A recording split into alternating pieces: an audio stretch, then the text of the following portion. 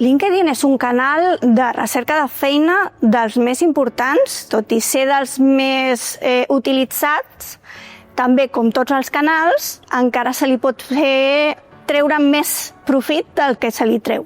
En el teu perfil tenim el headline. Ens hem d'acostumar a posar la feina que tenim, però també aquella a la que volem arribar. Nosaltres treballem en Community Manager, però per la nostra trajectòria, la nostra carrera, etc., volem també afegir o volem anar cap a posicions de màrqueting digital.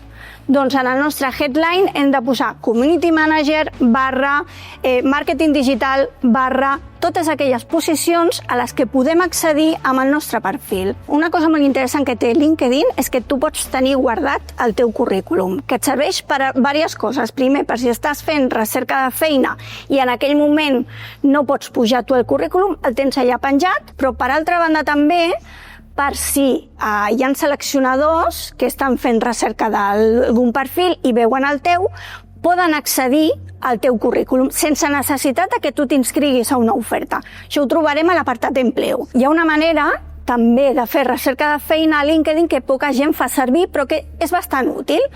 Ens anem al feed principal, el que fem és escriure el perfil, però posant primer hiring, en anglès. La paraula contractem en anglès. Després posem el perfil, l'ocupació que volem cercar i després la ciutat. Per exemple, hiring, professor, Barcelona.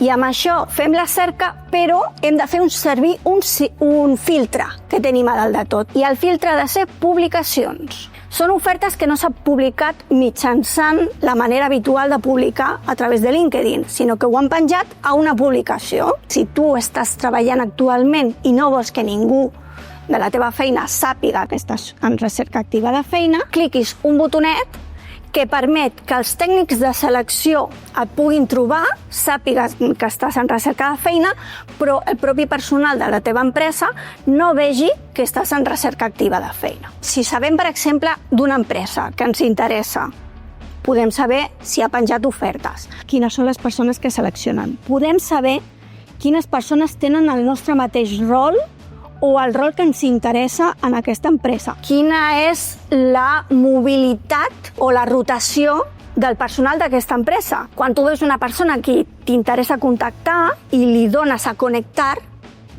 hi ha una possibilitat, també un missatget a l'hora de connectar. Les empreses, seleccionadors, seleccionadores, fan les cerques per paraules clau. Poden estar buscant per paraules clau del lloc de feina, del perfil, però també per competències. A cadascuna de les teves experiències professionals, tu pots posar les teves capacitats i habilitats. LinkedIn és una eina que està en constant evolució. Per tant, és recomanable que sempre estigueu al tanto de posar-vos al dia, d'estar connectats, de mirar novetats, d'informar-vos. La meva recomanació és fer-la servir com a eina i fer-la servir de manera constant i amb interès.